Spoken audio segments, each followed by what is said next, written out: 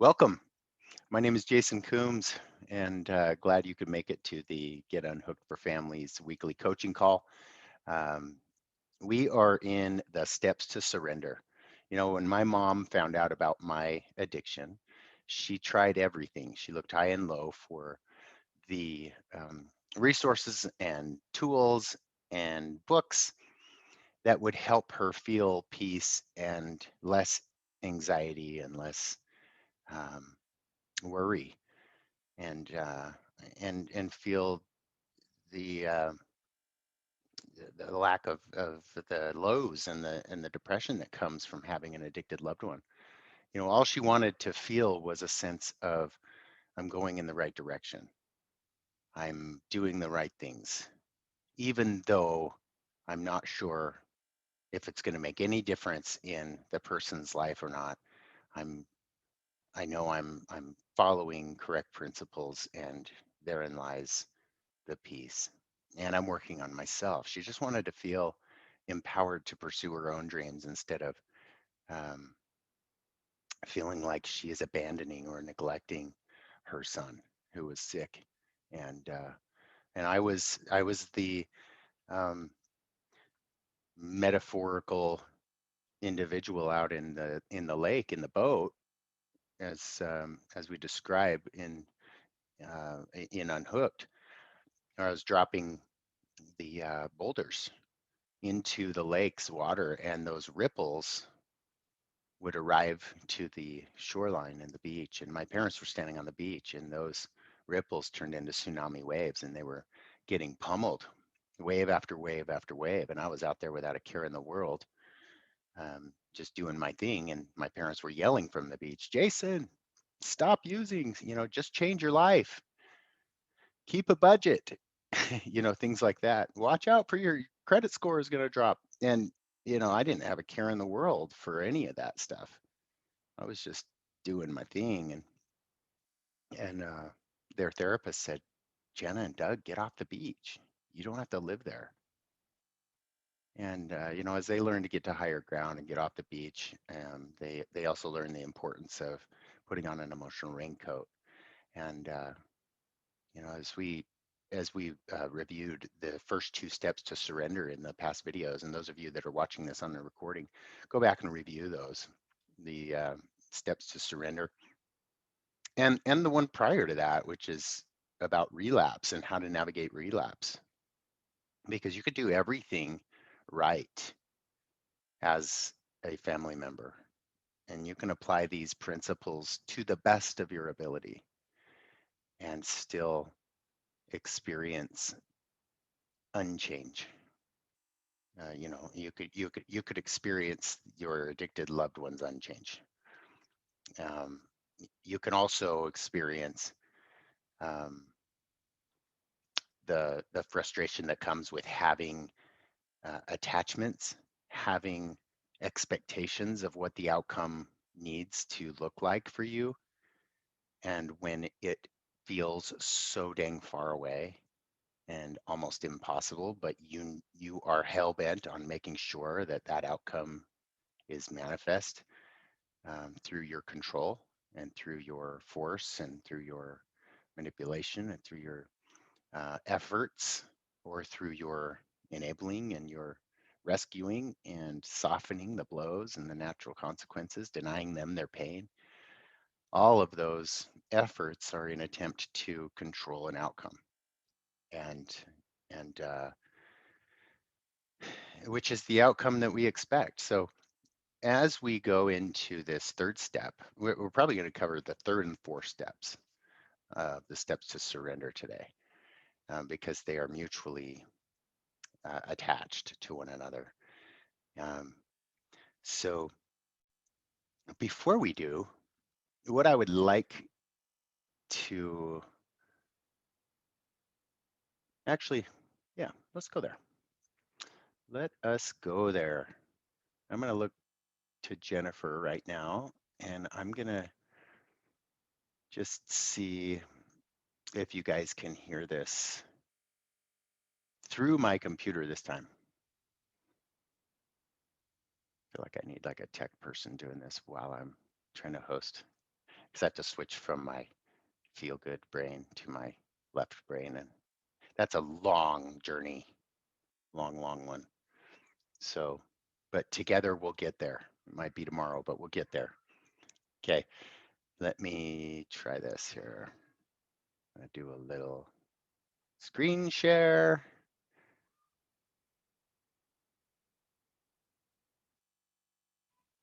Bam.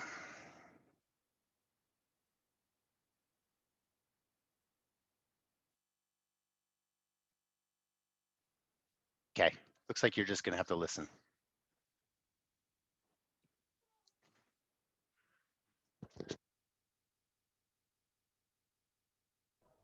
Jason, we can't hear it.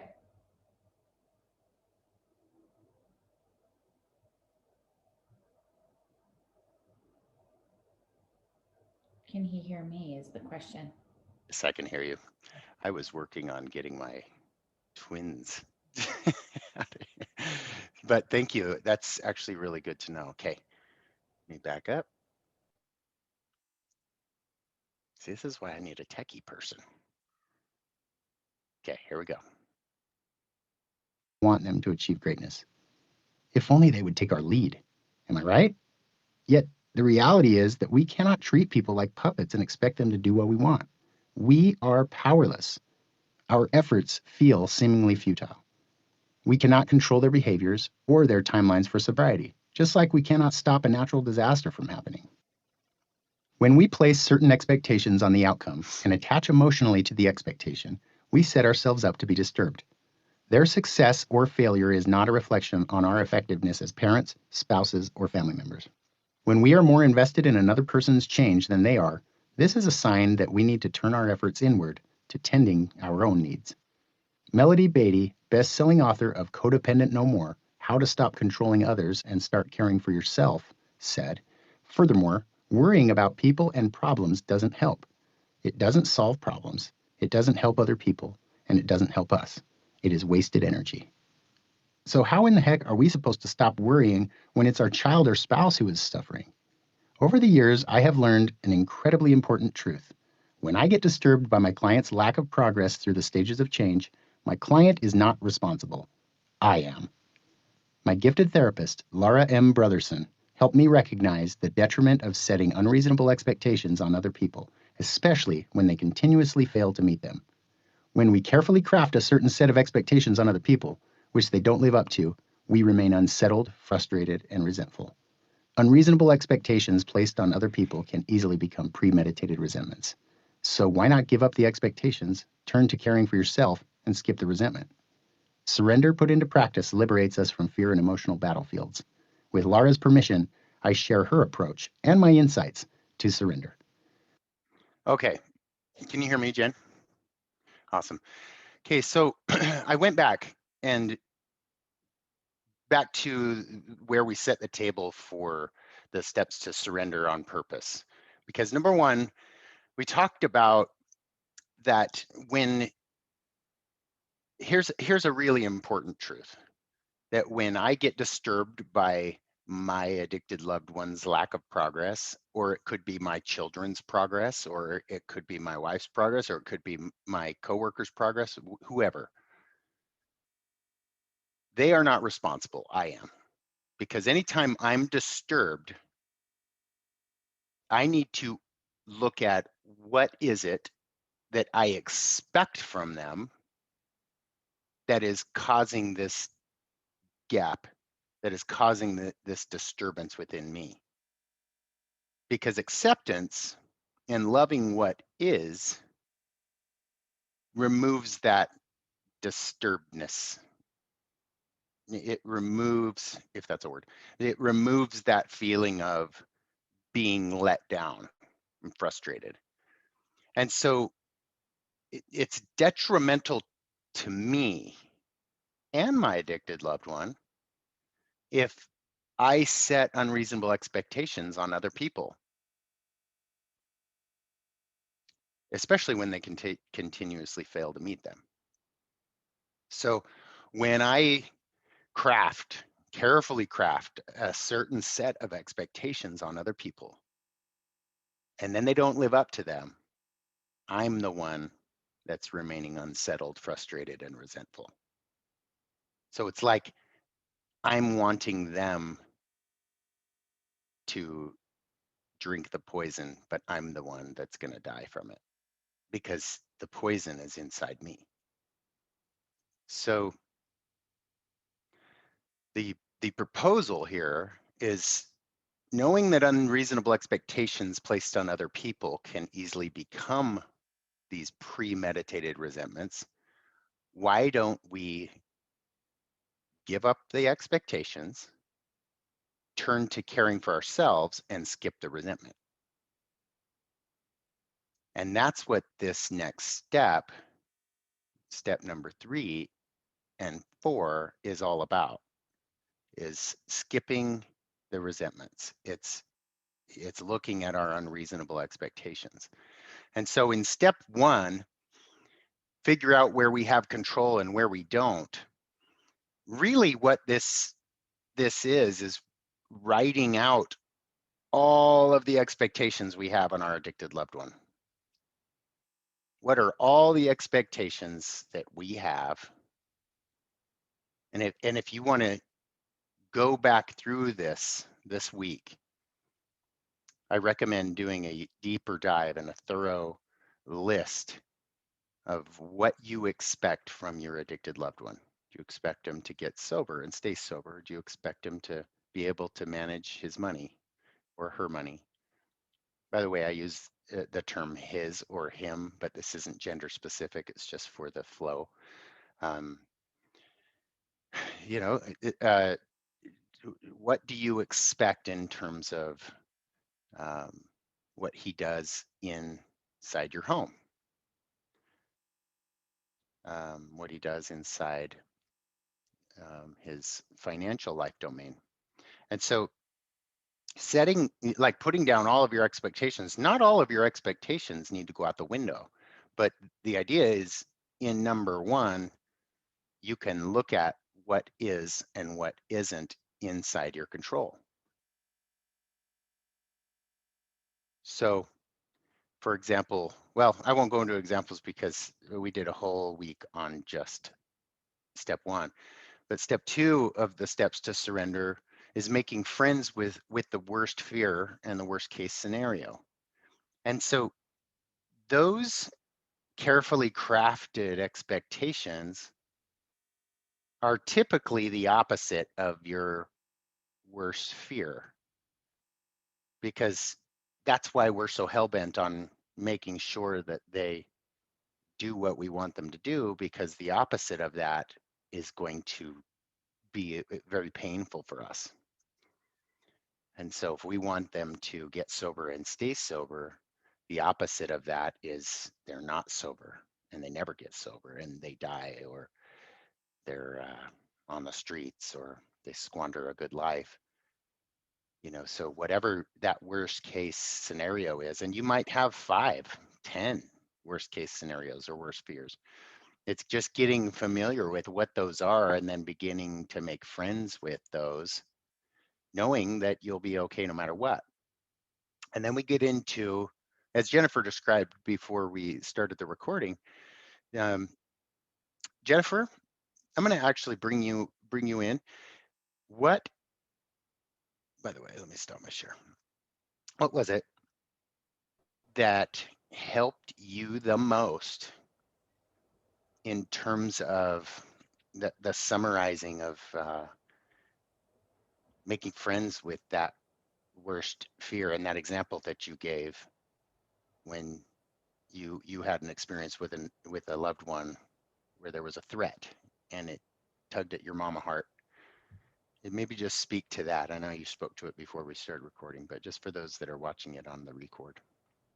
I think for me, a pivotal moment was when I decided that me not surrendering was selfish to my child, because I was keeping, I don't know if any of you have heard me talk about keeping people this far from their bottom.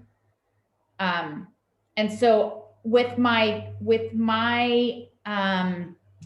softening his consequences and allowing him to, because what he did in our lives was that when he became suicidal, he would escalate, right? And when he escalated, I was so uncomfortable with what that might look like that I would give him anything that he wanted. So he learned to use that as a manipulation tool. And so I realized that until I recognized that this was about me, right? So his escalation made me uncomfortable, and that was about me. Keeping him this far from the bottom was about me because I wasn't comfortable seeing what the bottom looked like for him.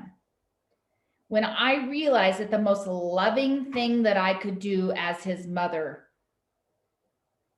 was to stop being selfish, then that allowed me to make friends with the worst case scenario, because I understood in that moment that that was what was best for my child. Hard for me, but what's best for him. Just tell us about the threat that he made where you had to practice this. Yeah, so this was just one of many, right? This was, like I said, this was the way he manipulated. He knew that I was so uncomfortable with that scenario of suicide. But the last time that we walked through this, by the way, I was sober, so this was in my sobriety. He got very angry, escalated, and said, "Will you call my dad?" And I said, "You can call your dad." He goes, "I need to say goodbye because I'm going to go drive my car off the cliff at Lucky Peak," which is in Boise. And in that moment, I had had a little bit of recovery under my belt at that point. And in that moment, I said to him, "Son, I love you more than anything in the world. But if you have to go do that, then, that's a decision you have to make." And in that moment, I turned it around so that he no longer could use it as a manipulation tool. But in order for me to do that, in order to take that off the table, I had to make friends with the worst case scenario.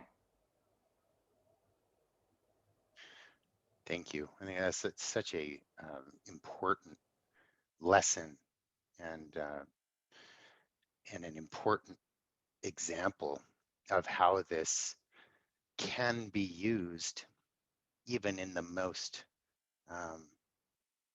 stressful and painful times.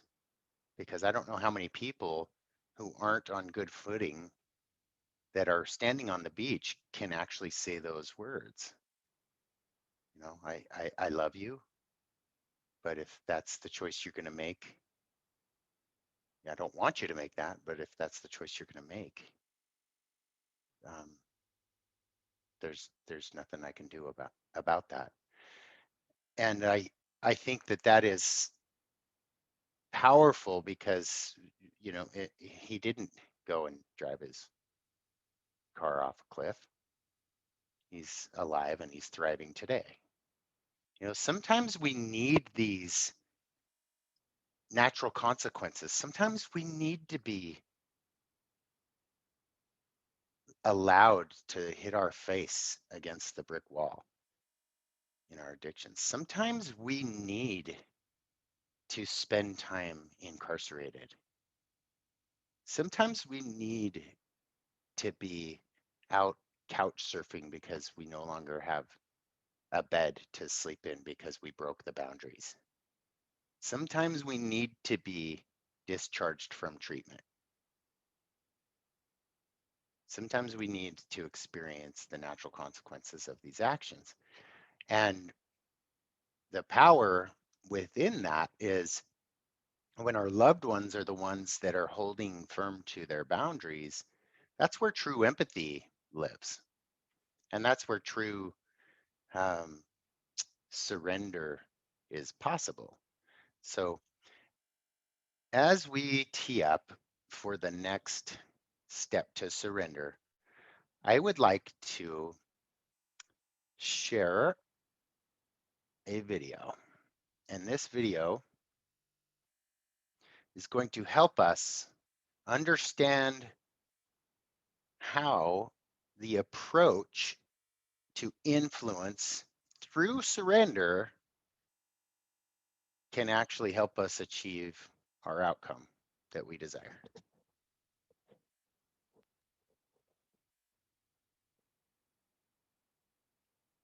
Okay, Jen, give me a thumbs up if you can hear it. How old is she? 4. I want to tell you that in starting Krona tonight, I would like her to accept her first saddle and rider in about 30 minutes, but it's up to her. I will do it with her as a partner. I will not force her to do anything. Okay? Okay, right there, I just want to stop. He says, I will not force her. I will do it with her, but it's up to her. So he is not attached to the outcome of putting a saddle and the horse accepting the first rider. He would like to. He's got a whole audience watching him. It'd be pretty embarrassing if he was attached to not looking like a failure as a horse trainer. He would like to, so that he doesn't,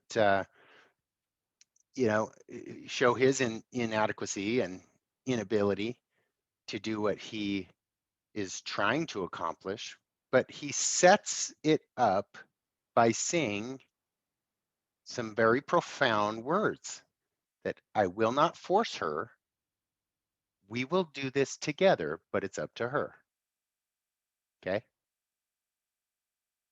Okay? So I'm going to turn her loose now. See her just decide to go away. So I'm going to say, fine, Krona, that's all right. But don't go away a little, go away a lot. And about 4 or 5 laps in each direction in a round pen like this will constitute a 1/4 of a mile. And then after you've negotiated your roughly 1/4 of a mile, I'm going to put her back in the same direction that she traveled at first, the original direction. And let's watch her communication with me. Let's. Okay. So he says, oh, Corona, don't go away just a little, go away a lot. And he allows her the room to run away, allows her the room to do what she's going to do. So as this relates to your addicted loved one, this is allowing them the room where they don't feel forced to do something they don't want to do. If he tried to throw the saddle on right now in this stage, or the pre-contemplation stage, because that is essentially where Corona is at, because I'm a horse mind reader right now. That's essentially where she's at. And if he tries to break her and force her, that's not going to go well. That's going to be the wrestle, not the dance. But watch how he dances. See if this inside ear will find me, and the outside ear will listen to the rest of the world. And there it is. Inside ear already finding me, like that. And the other ear on the outside moving to listen to the rest of the building. And that's the first gesture, generally speaking. And the second gesture is to make a smaller circle, which she just did. So there's all 4 gestures. Smaller circle, the ear, licking and chewing, and dropping the head down by the soil. Now I'm going to move in and just... Okay, those gestures are really significant to what we're talking about here. Because when we have unreasonable expectations on Corona, if he were to put the expectation that I'm going to saddle her right now, again, that is not going to go well. But if his goal is small and it's a manageable expectation, I just want her to start listening to me a little bit. And I'm going to look for signs. And so he starts to see the ear tune in to him. Not both ears, but there's one ear. And so he's starting to earn some beginnings of trust and rapport. He's beginning to, and he's doing this by allowing her the room, and he's just talking to her. He's just communicating to her. He's not trying to wrangle her in. And then she starts to go in a smaller circle. So the trust and rapport sign is starting to be manifest. And he's seeing that. So he knows he's making progress, even though he's nowhere close to putting a saddle on this horse. So when we talk about reasonable expectations for your addicted loved ones, what are the gestures, the small, seemingly unimportant goals that you can set versus these unreasonable ones, like they need to manage their money and they need to get sober and they need to, been in treatment for 30 days. They should be off and running, doing, accepting the saddle. It's just unreasonable. And they shouldn't lie. Well, sometimes that takes a year or more to learn how to be honest. Sometimes some people in recovery never get honest. Just telling you the truth. So it's unreasonable for us to expect perfect honesty from another human being. But what we can do is we can be perfectly honest ourselves and model it. Okay, here we go. Move her off me a little bit because I'm ready for join up. Square up, get her attention, and draw her to me. Moment of join up. Stand in front of her and reward her for that. And then walk away from her. Follow up. Holy moly. A miracle. Oh, my uncle told me about saddles too. He did?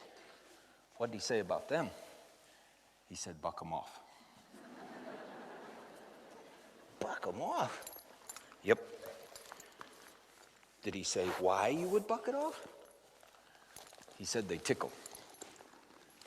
Well, this saddle might tickle a little bit, but no big deal. Mr. Roberts, if that saddle tickles, I'm going to buck it off. I'm going to put that tighter.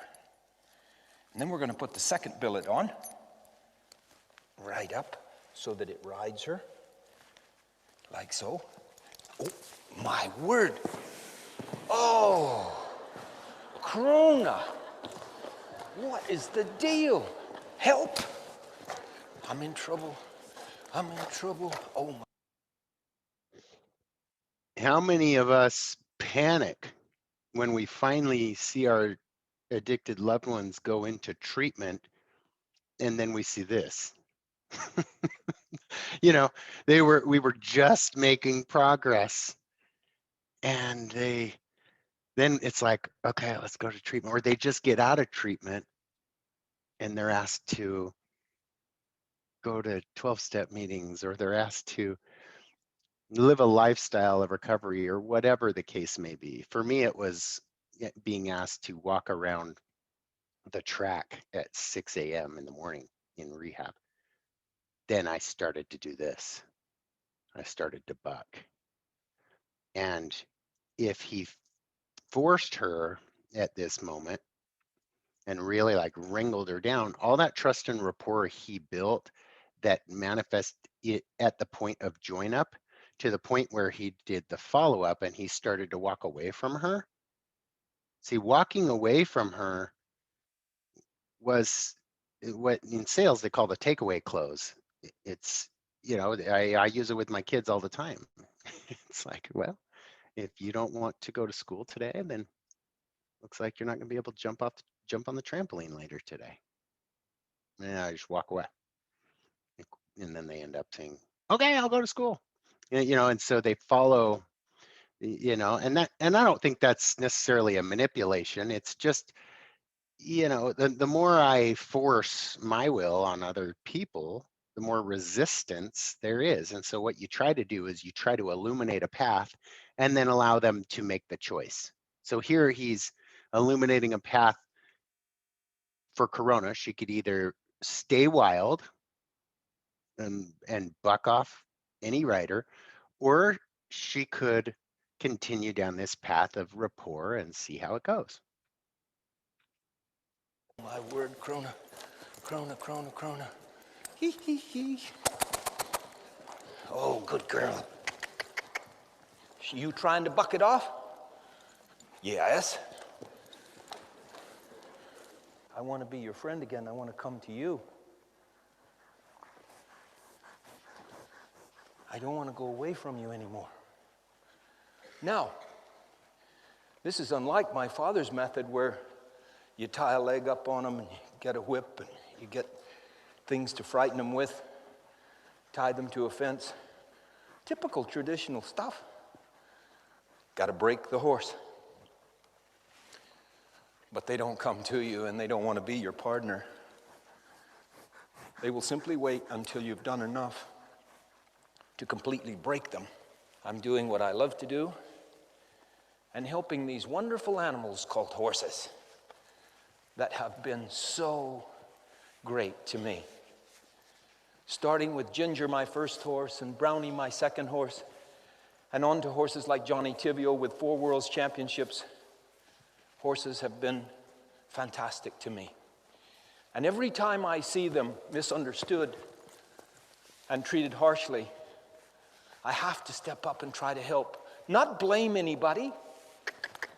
I don't think anybody wants to be just demonic. I don't think people are just demons. But they don't understand. I want to highlight something that he just talked about. As he described how horses, his motivation to doing this is because horses have been so good to him. And then he listed by name the horses that he's had the privilege of working with or owning. And then he said, I do this to help these animals that have been so good to me. And when they are when someone, when I feel they are misunderstood, then, I'm going to try to do my best to basically help them be understood. And that's how Jennifer and I feel about the addicted population, is where these individuals have been so good to us. And if you think of your addicted loved one before the addiction, they've been so good to us. I'm making general statements. There might be some cases out there that this is not true for you. But for those of you that this is true for, the individuals in our lives that have addictions, substance use disorder, or others, are the most gifted and talented and creative and caring and sensitive and thoughtful individuals that I know. And when they get sober and they get into recovery, all of that returns and becomes magnified. And so when I hear people scapegoat addicts, even when I hear the term addict, sometimes I feel like it's loaded with a stigma that I'm trying to change.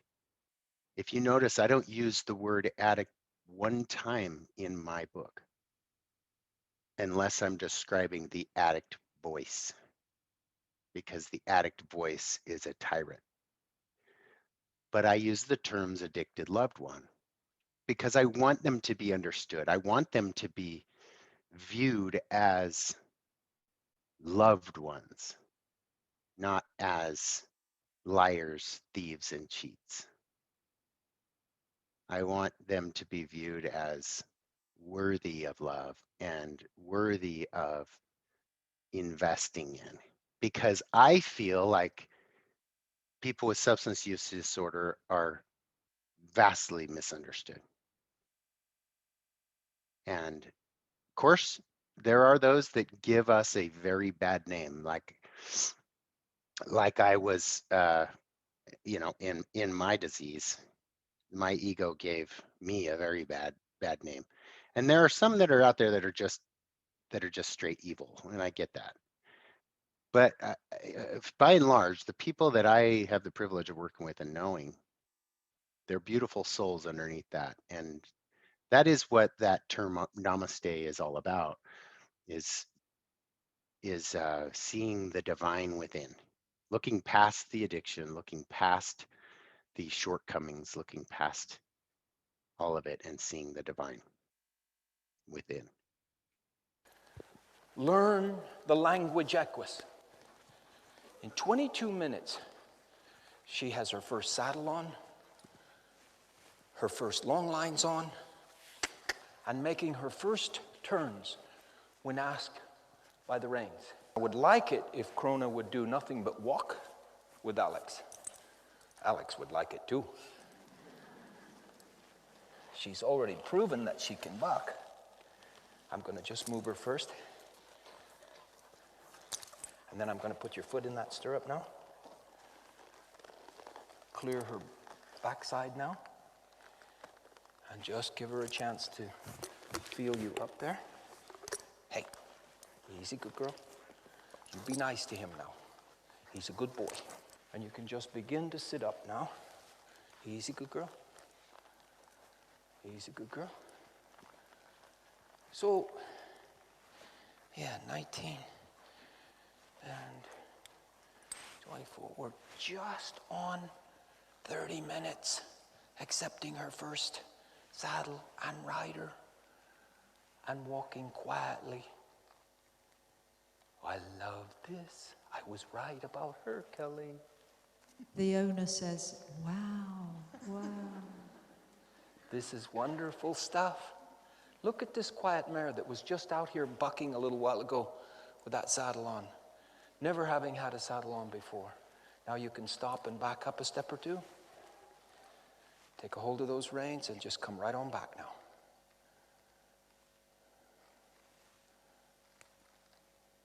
Back, back, back. Good man. Okay. Down you come, son.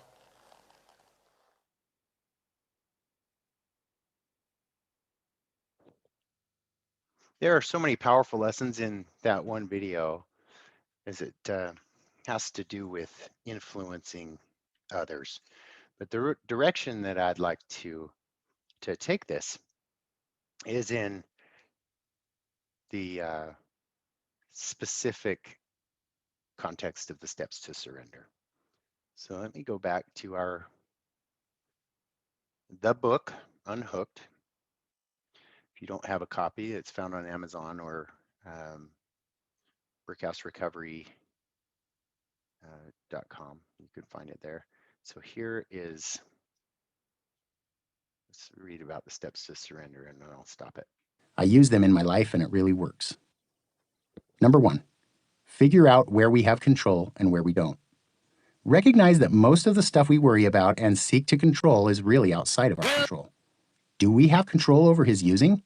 Can we control an overdose? Can we control his choices? Can we control his behaviors? Do we have control over death?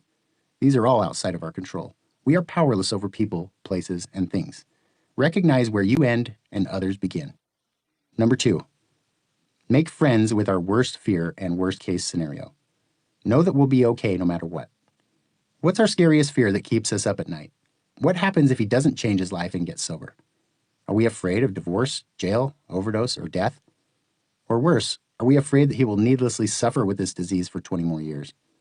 Are we afraid his credit score will drop? Are we afraid he will lose his job and can't provide for his kids and spouse? What is our worst fearful scenario? Write it down. A mother of an addicted adult, surprisingly, okay. I would live through the worst thing. I had done all I could do to let my son know I loved him and was here when he was ready to get into treatment. Beyond that, I was at peace. If he died, I would be okay. Love was eternal. My love would go with him and his with me, no matter what happened to his physical body. He'd either find peace in heaven or peace in sobriety. The end of his addiction story was up to God, not me. Amazingly, God saved my son from addiction. He went into a drug-induced paranoid psychosis and in a standoff involving a SWAT team, he was saved from himself and jailed. Eventually, he was sent to a mental hospital where he is getting the exact help he needs. So what is your worst fear and worst case scenario? Write it down. Okay, this is where I wanted to go today, which is step 3, and we won't spend a ton of time on this, but it goes right along with what we've been talking about this whole hour. Number 3, let go of your attachment to a specific outcome. Our desired outcome for anyone chained by addiction is to witness them become happy, joyous, and free, right? But what if they never get sober? It is time that we let go of our attachment to a desired specific outcome. Can we let go of the outcome? Can we turn it all over to God and accept the things we cannot change? In this step, strive to let go of any and all outcomes. Write out the outcome you want to let go of. Okay. So what if your addicted loved one never gets sober?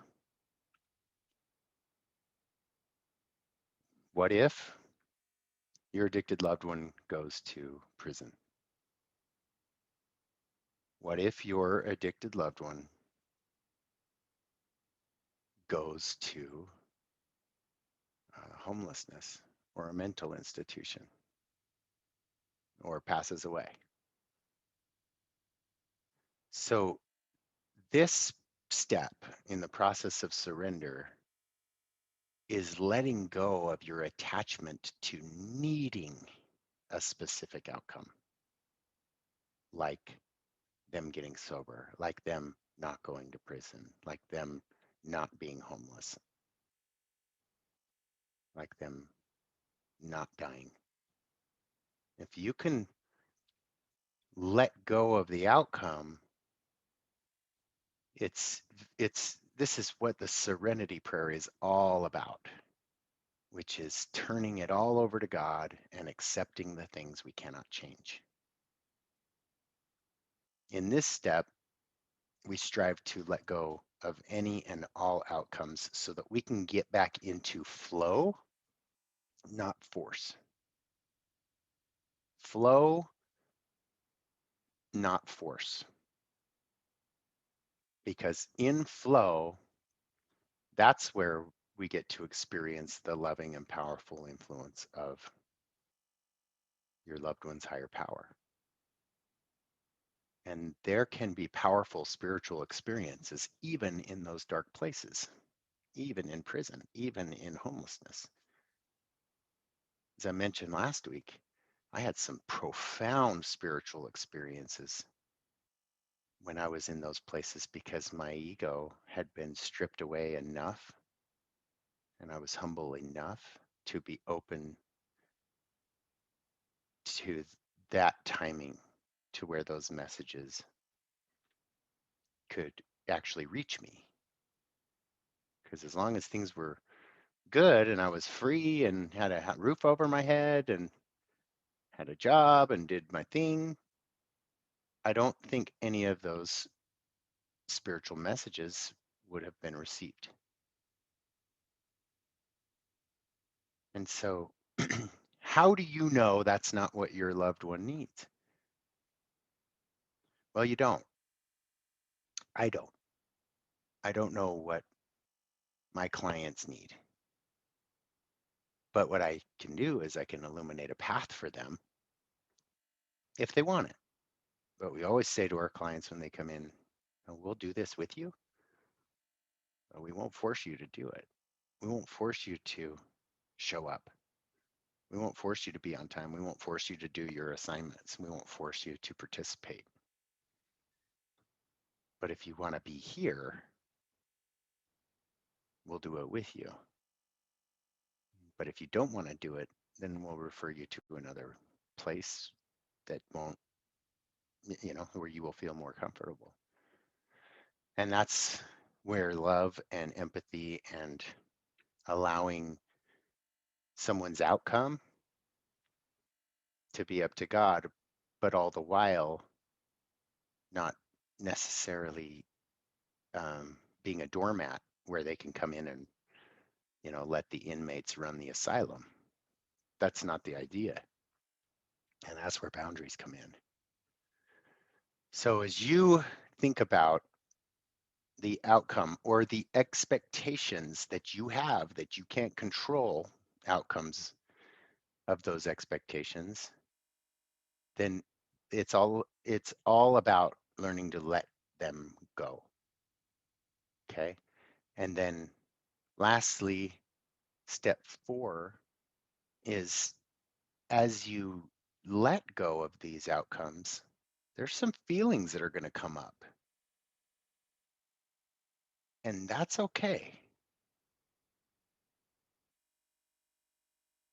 That's okay.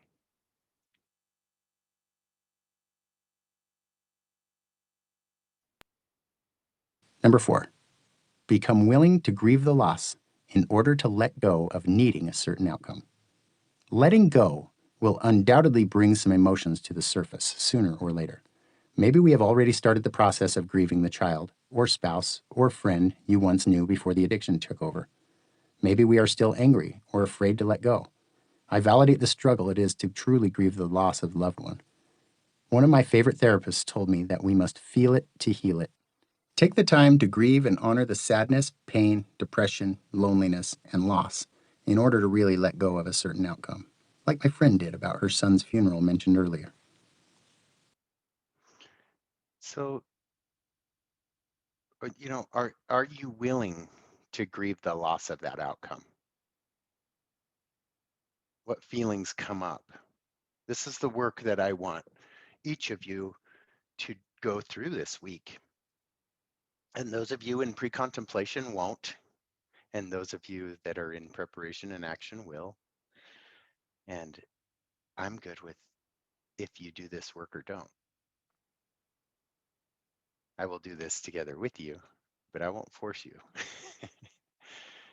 I won't force you to do this. But I will tell you that when you do the work, you will get paid.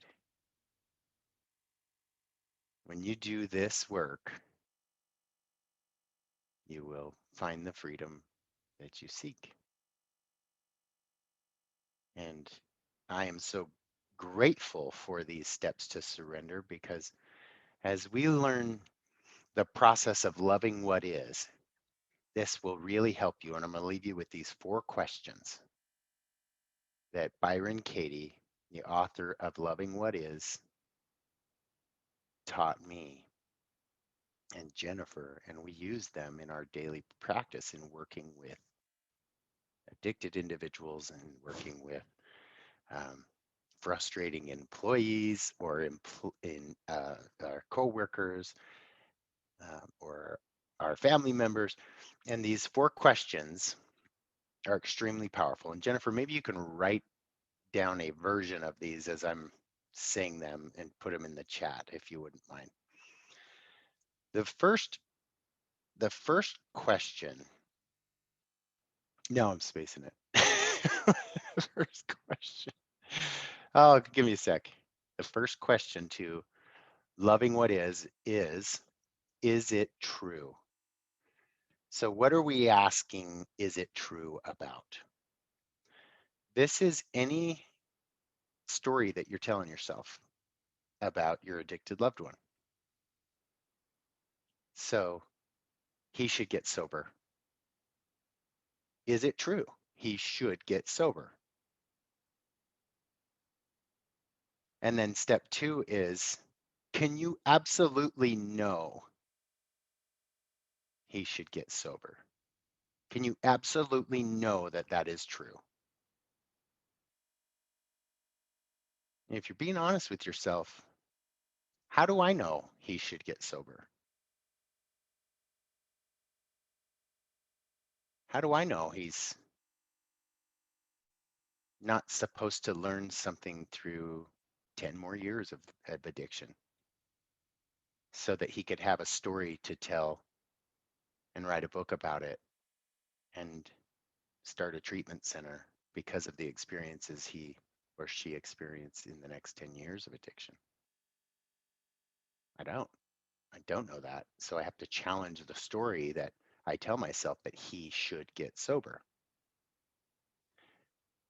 And the third question is, how do I show up in that relationship with the belief that he should get sober? And he's not. Well, how I show up is frustrated with expectations. I feel restless, irritable, discontent, confused. I feel emotionally exhausted and drained. I feel powerless, therefore I'm reaching for more power. Feel insecure. So the fourth question is, how would I show up and how would I feel? How would my life be if I dropped the belief that he should be sober? If I drop the belief that he should be sober and I just love what is, he's not sober? Okay. I love him no matter what. Okay. I love what is.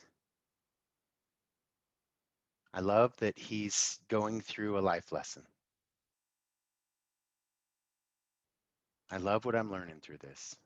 You know, it's a choice to love what is. And when you can let go of the belief that he should be sober and all the attachments to that, you get to experience the peace and the freedom that comes from dropping that belief and dropping that expectation. Now, is your preference that he be sober? Sure. Is your preference that he or she not just get sober, but become like Jennifer and are an influence in this community and are giving back and are rising up? Sure, yeah, preference. You can absolutely believe in the best case scenario. And that's where we're going to go into the next step of surrender, which is just because we're grieving the loss of our expected outcome doesn't necessarily mean we have to throw hope out the window too. Like we could still absolutely believe in the hope that after they go through this lesson, even if the outcome is that they pass away, on the other side of heaven, there is still so much hope and abundance where we will all be together again, and healing and joy will be had there. And that's that eternal perspective I talked about last week. And that's a very beautiful place for me to live in my mind, because it allows me to let go of the outcome that I need to keep people sober. I went with Jennifer to 2 funerals last Friday, and we sat there and we honored the lives and celebrated the lives of these individuals. One of those funerals was very positive and uplifting for me personally. There was an eternal perspective. And the other one was very sad and heartbreaking, and it lacked eternal perspective. And in my opinion, I choose to um, believe that death is a graduation of this particular phase of our existence. It is not the end. And there's another phase after this phase, and then there's another phase after that phase, and it's going to be an eternal round. And that's what I choose to believe. And so it helps me to practice those 4 questions in loving what is. And so as you go through letting go of the outcomes, I think it's really important to ask yourselves, Is it true? Can you absolutely know that it is true? Who would you be without the belief? And last one, how does that belief impact your relationship? And how would you show up without that belief? So I just want to thank you all for participating and joining in this this call today, and super excited for where we're going next week, because we're going to get into some hope, and recommend that you do the work this week so that you can experience the payment of emotional sobriety and freedom and peace. I love you all. Thank you for coming. And for those of you that are on the recording and the video, go back and watch the first 2 sessions of the steps to surrender, because they will absolutely help you significantly. Thank you so much.